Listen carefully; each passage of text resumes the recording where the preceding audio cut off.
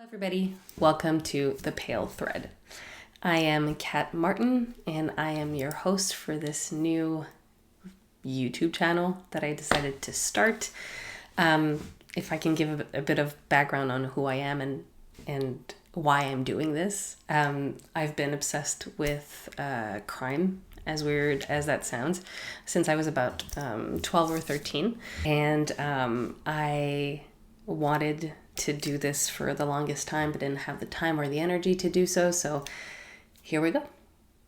I want to start by apologizing. I have COVID, so my voice is a little raspy and my voice is also a bit nasally, but this is what you get. So I want to start this channel with a very, very important case. It hits really close to home because I live in Quebec and this actually happened very close to my home. This is a 1975 case. What I'd like to do on this channel is to revisit some cases that haven't been covered a ton. I don't want to cover the Bundys and things like that because although I do find them extremely fascinating, I think it's been slightly overdone. I might pick some that to me are very, very interesting and maybe I can find another angle. But like you, I follow every true crime podcast or YouTube channel currently on the platform. So I don't want to overdo it either. I kind of want to bring something slightly fresh. So that being said, let's jump into today's case. We will cover Sharron Prior's case, a young girl who was 16 when she passed away at the hands of a monster. She was from the Pointe Saint-Charles sector of Montreal. So it is on the south portion of Montreal. Like I said, she was 16 and she was taken not even 2 minutes away from her home. So together, let's pull the thread and see where it leads us.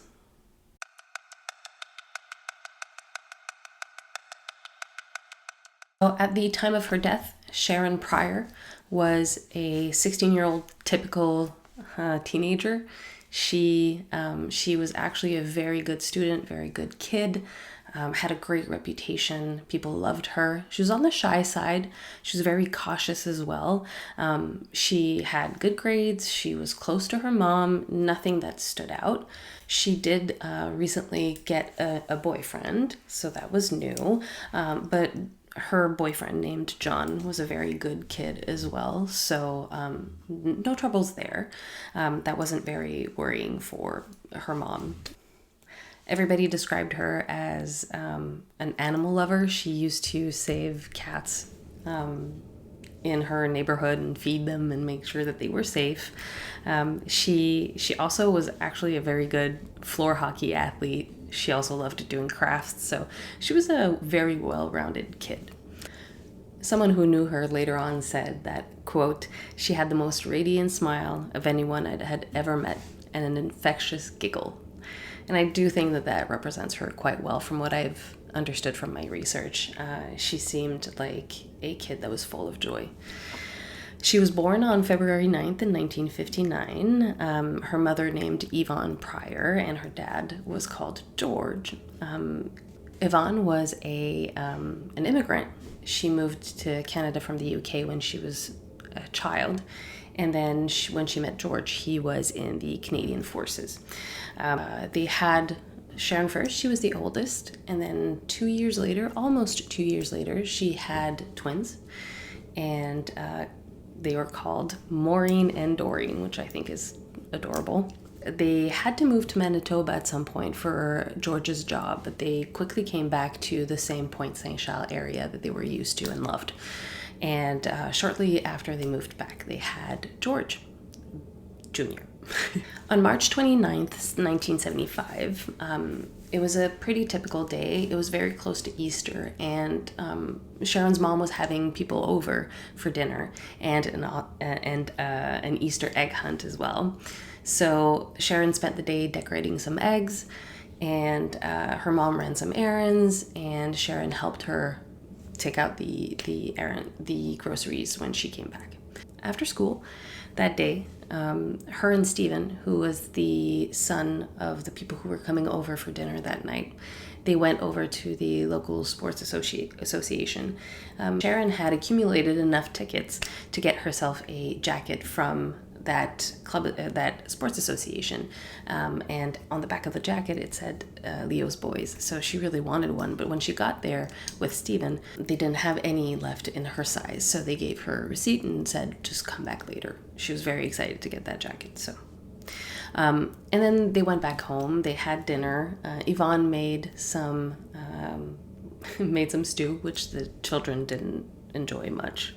Around 6, Sharron's friend, who was not part of her regular group of friends because she was going to another school, she came over, and Sharron had plans to meet with her friends at the local pizzeria at the corner of the street where she used to go all the time. So she was getting ready, and her friend stayed with her until she was done getting ready. Sharron put on her mother's shirt. She couldn't find anything that she liked, so she borrowed something from her mother, and she put on her favorite suede jacket. She left her home around 7, and her friend asked, "Do you want me to walk you to the restaurant?" And Sharron said, "No, thank you. That's fine." So they went their separate ways. Like I said, her friend wasn't invited that evening because she wasn't in the same friend group. Sharron never made it to the pizzeria. So her friends were all waiting at the Marina Pizza on the corner of Wellington and Ash Avenue. And when she never showed, they thought maybe she got caught up on something. And John actually met with the group later on. I believe he had a hockey game or something like that. Met up with the group at the restaurant, and he was under the impression that Sharron was going to be there, and she wasn't. And the friends thought maybe Sharron was with John, but she wasn't. So they thought it was odd, but thought maybe, she had changed her mind or something. Her mother wasn't worried about Sharron walking to the pizzeria. First of all, it was something that she was very used to doing.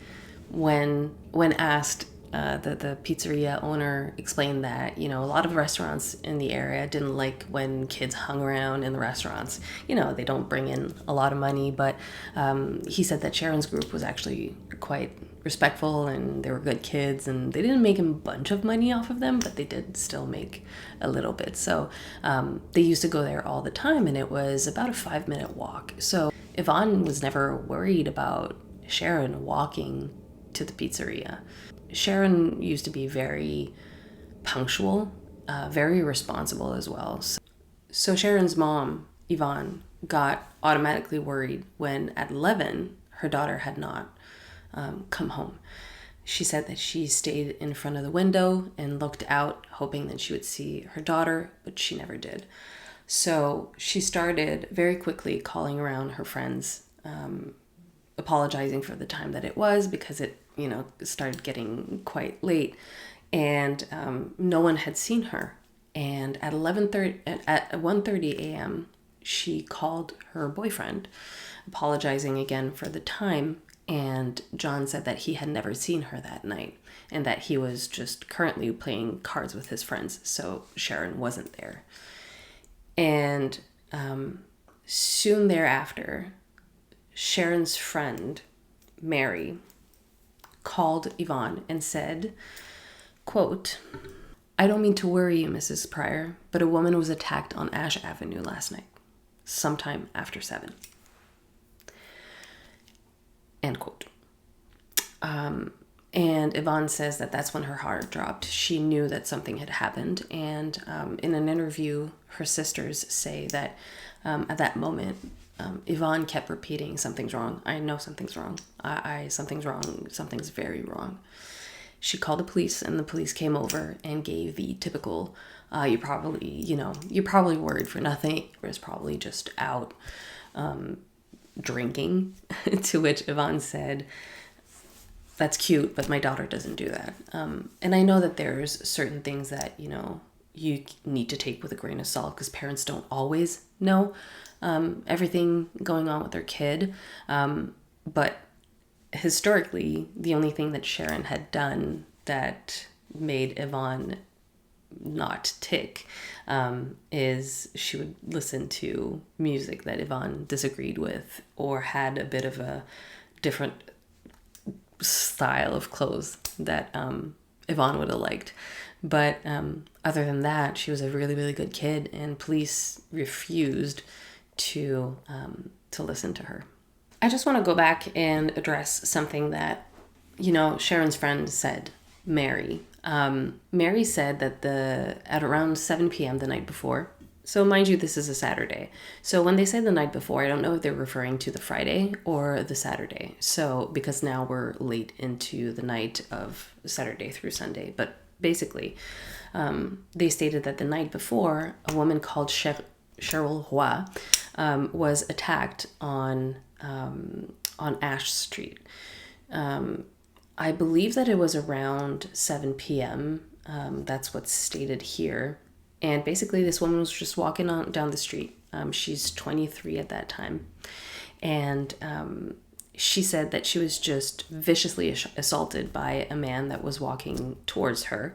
He was about 6'1", 6'2", around 200 pounds. Blonde hair. He had a mustache. And I think that really stuck with her.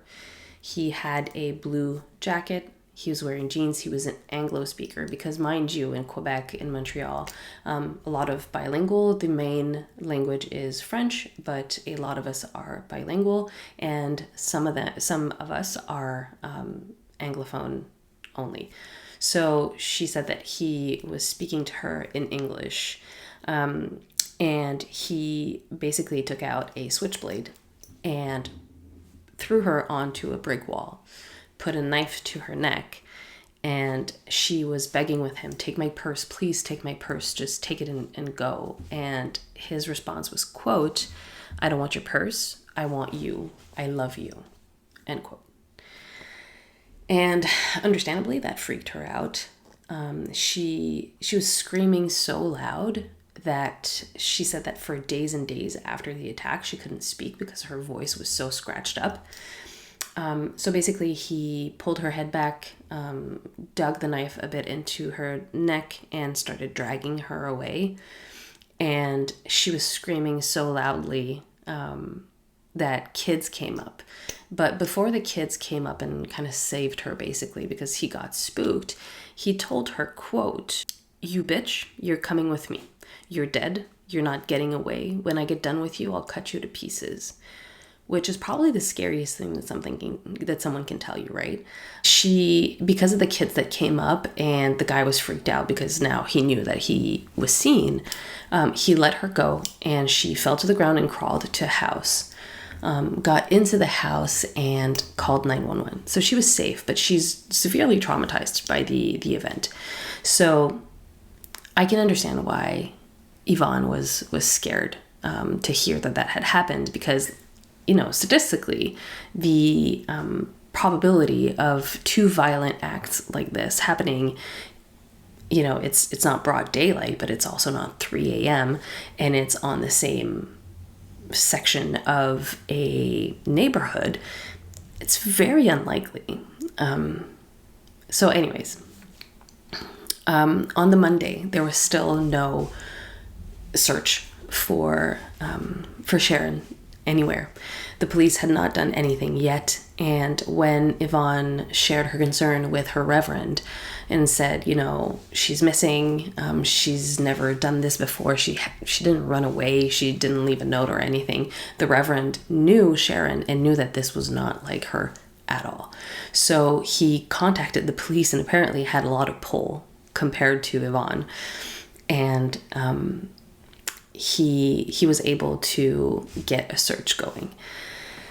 Yvonne describes this as extremely sad because she could see officers looking for her dead body in trash cans and containers and things like that. So she was a bit, shaken by the events. On the early morning of the following day, so on the Tuesday, on the corner of Chemin du Lac and Boulevard Guimont in Longueuil. So this is in Montreal South Shore. A beekeeper named Jacques Beltran came up to his property, and he noticed that the lock on the gate was open. So that was not typical. He not only remembers closing it last time, but he had never left it open to his memory. Walked into his property, which was an empty field, basically where he kept his bees, and he didn't have to walk very far to find the Prior eldest child, 75 feet away from the main road. She was deceased. She was laying on her back. She had on her sweater, a jacket. She was covered with a jacket. She had nothing on her bottom except her shoes and her socks. Around her, about 5 to 6 feet away from her, were her jeans. Her underwear were hanging from a small tree not far off. And there was a couple of items surrounding Sharron. There was a man's shirt that was suspected to be used to bind Sharron's body. There was a magazine cover, which I think is a Corn magazine cover. It was a naked lady on top of a tiger holding a gun. So I don't know if that's related, but if it isn't, it's just weird that two sexual weirdos were in the same field. Anyways, there was also a bit of chewed tape in her hair, which was probably used as a gag. And apparently there was a rag as well, but that might not be related. In her hands, she had a lot of small broken branches, and her legs were propped up as if she may have tried to pull herself up, but was probably too weak to do so. She died suffocating in her own blood, probably because she had fractured ribs, probably from the killer either stepping on her or kneeling on her. She had a lot of injuries to her face. She had a broken nose. She had a hole in one of her cheeks, and there was a dislodged tooth as well, which is probably what caused the hole. She had fractures to each side of her jaw, and sadly, she was sexually assaulted. A part that I found that was particularly sad or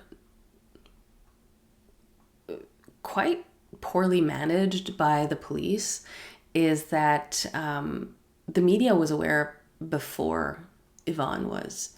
So I don't know how that happened, but in the morning, Yvonne got up quite early. I think it was around 5 or 6 a.m. And it was at 6 a.m. and she was standing in her window, and she saw across the street was her friend's home, and there was a young man there, and he was knocking and no one was answering. So he just basically grabbed the paper from that stoop and started walking. And Yvonne recognized him from, being a kid named Ronnie from the neighborhood. And she basically got out of her house and said, "Hey, Ronnie, why are you up so early?" And he looked nervous and just started basically walking away. And Yvonne thought that was quite weird, so she walked swiftly towards him. He turned around and she grabbed the paper out of his hand, and he said, please, Mrs. Prior, don't do this. Don't look at it." And on the front page of the newspaper, it was a newspaper called Allo Police, so like Hi Police, well, more Hello Police, but the title read, "Violé, défiguré et tué par un monstre sexuel," which translates to raped, disfigured, and killed by a sexual monster. And It wasn't hard for her to figure out that that was Sharron because she could see the shoes and she recognized her daughter's shoes. So that's how she learned that her daughter was savagely attacked and was no longer with us. She then called the police to get a confirmation, and they did, but they also said that they needed physical confirmation that that was Sharron. So she said that she couldn't do it. She wasn't going to do it. And she asked her brother if he would, and he agreed. And he went to positively identify Sharron at the morgue. A couple of other things that they found at the scene as well. Close-ish to her body were tire tracks. There's also a small trail of blood leading to her body from those tracks. There's a very distinct size 8 shoe print next to the gate. And because of the depth and the soil that day, they could deduce that it was someone that was about 200 pounds. There was no drag marks, and Sharron's both shoes and socks were clean, which means that she didn't walk herself to the spot where she passed. And the condition that the body was in also confirmed that she had been kept captive for a while. They couldn't say exactly until when, and they couldn't say exactly for how long she was kept captive, but she was.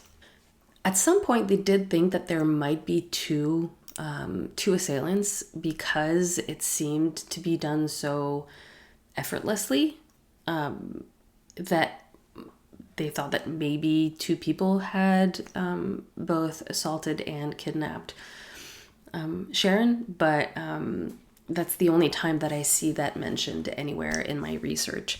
They also figured that the guy probably knew the area because both Pointe Saint-Charles and that field, both areas were high-risk areas. He could have been spotted, so he probably knew when he could strike and where. Saint-Charles, it's a busy area, so he probably knew exactly where to go to get away unnoticed. On April 4th, 1975, Sharron's funeral happened. It was in St. Matthew's Presbyterian Church, also in Pointe Saint-Charles. Over 200 people showed up, so I guess that kind of shows you how people loved Sharron and people cared for her. So in that period, the police were telling Yvonne that, they were confident that they were going to solve this crime very, very quickly. But then the days and the months passed and nothing had happened. They did interview 38 people. They had 6 solid suspects. One of them being the manager of the pizzeria, and also her boyfriend, of course. But both leads basically panned out to nothing. They were cleared. So they faced a dead end, and Sharron's case became cold. Yvonne became very weary of people around her. She didn't know who she could trust. She said that she probably had crossed paths with the murderer at some point in her neighborhood and didn't even know it, which is a really unsafe feeling, I think. He interviewed a retired FBI profiler to give his opinion on who possibly could be the perp. And this is what he had to say. So Greg McCreary said he was most likely someone that was younger from the area and that lived still at home with their parents. He said that it was probably not his first attack, and that the Cheryl Roy case from the night before was probably connected because, again, what are the odds? He said that he was probably a sadist also that liked to manipulate the people around him, and once you don't have control anymore over people around you, then they go to prostitutes, and then when that doesn't work, then they turn to complete strangers to satisfy the urges that they have. He also said that he was unlikely to stop on his own, and that there are other cases around that were probably linked to him.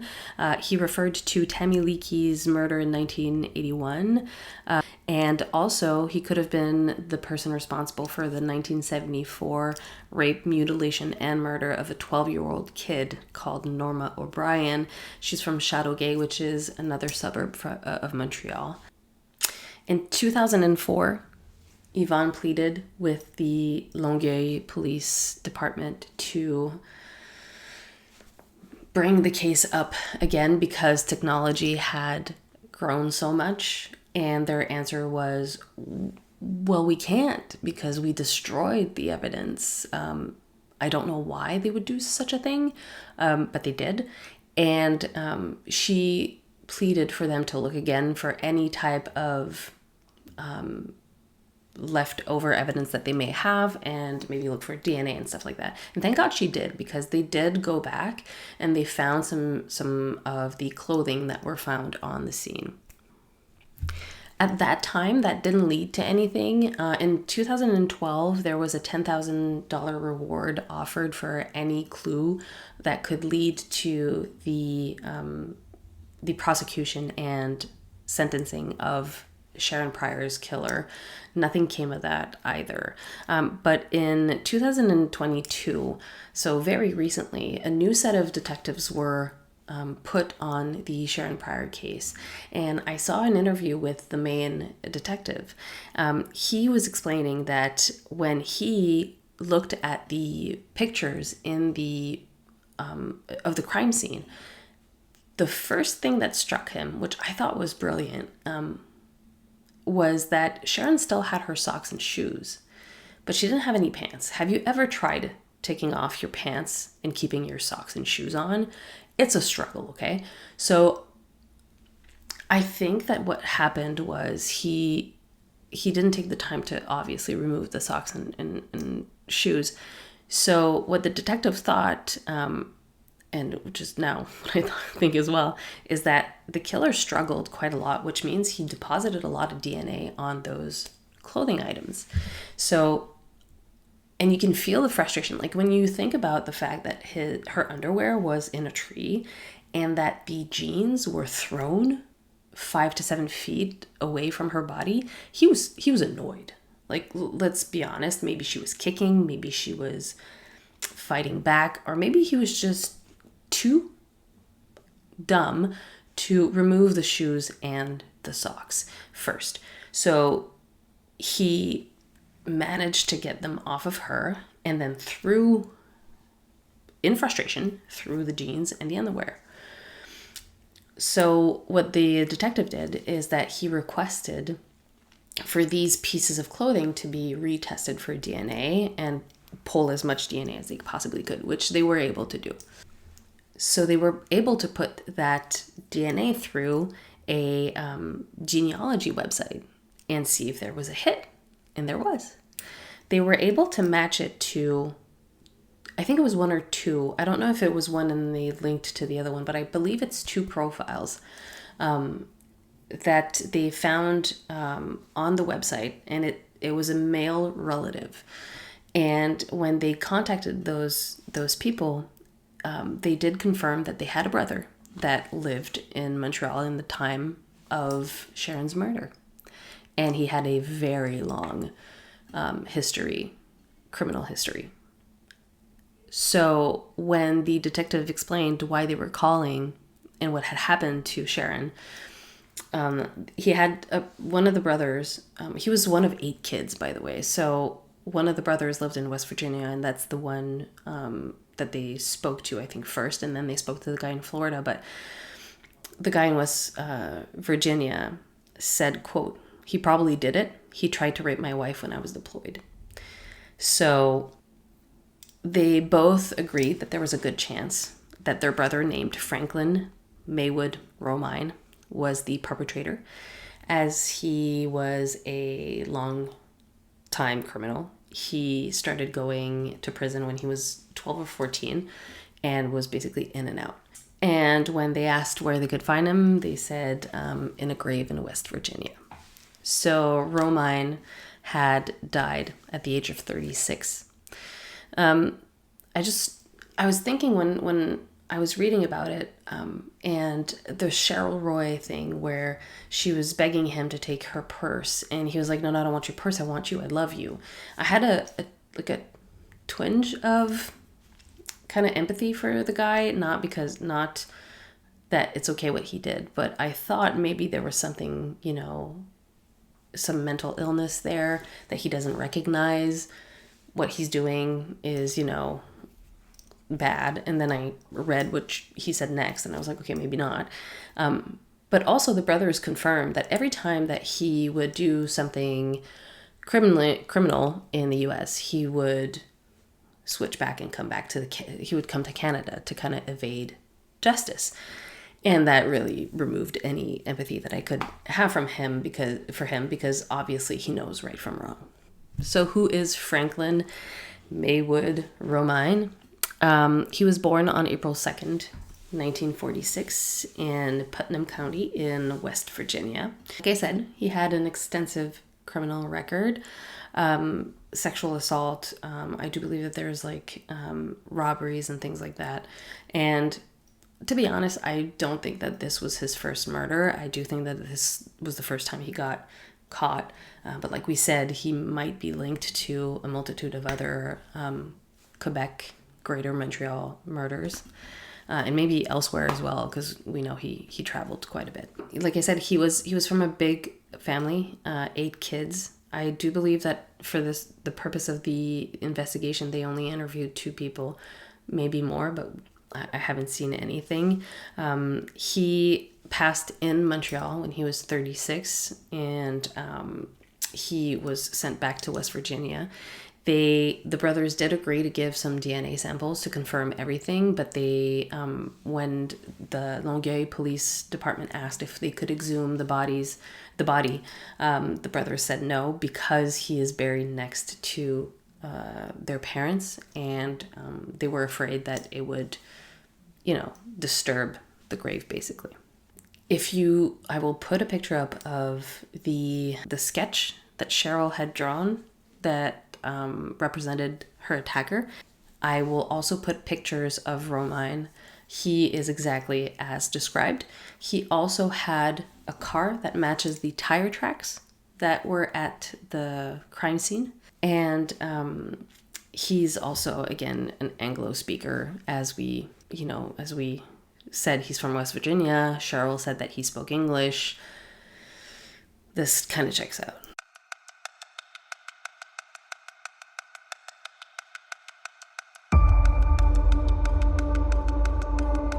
Today, Sharron Prior would be 65 years old. Her mother is still alive to this day. She has been relentless when it comes to her daughter's justice. So have her sisters been. I've seen many, many interviews. They look like such lovely people. Very, very strong women. It's so sad that her life was cut short. I didn't think that doing these researches I would get emotional.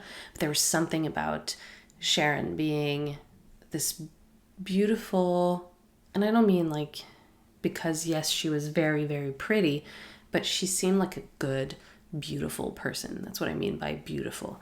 And I'm pretty sure she would have had a beautiful future as a vet, because of course she wanted to be a vet. And I'm just happy that her mom was able to know that he's in the ground, he's not going to hurt anybody else, and that she got some sort of justice. In 2004, at the Pointe Saint-Charles Hall of Recognition event at the YMCA, they established a scholarship to support local youth that had similar aspirations as Sharron, whether it's sports or academia or crafts and whatnot. They don't focus on the school thing. They more focus on just giving this to good kids. And from what I understand, the last iteration of the donation was in 2008.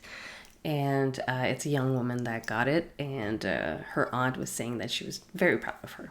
When the news came out that the case was no longer cold and it was finally solved, both Doreen and Maureen shared a speech to honor their sister, their big sister, basically. And you could both hear like relief and pain in their voices, but it was a very beautiful, beautiful speech. At the end of their speech, they looked to their mother and asked if she had any final words, and she said no. And I was fairly confident that that's the way it was going to go, because I think she said what she had to say. With the years, she's done a multitude of interviews, and I'm very impressed by this woman. And I hope that someday I get to meet her and give her my condolences in person. Thank you so much for watching. I hope to see you again here. This is a very, very important passion project of mine, and I will do my best to make sure that I give thorough research and that I give you and I bring you the most accurate information. And also, if there's anything that I can do for the true crime community and help families out in any way, I will make sure that I do so. I will put any relevant link at the bottom. On this note, until next time, stay curious, stay safe. Bye. Welcome to The Pale Thread. I am Kat Martin, and I am your host for this new YouTube channel that I decided to start.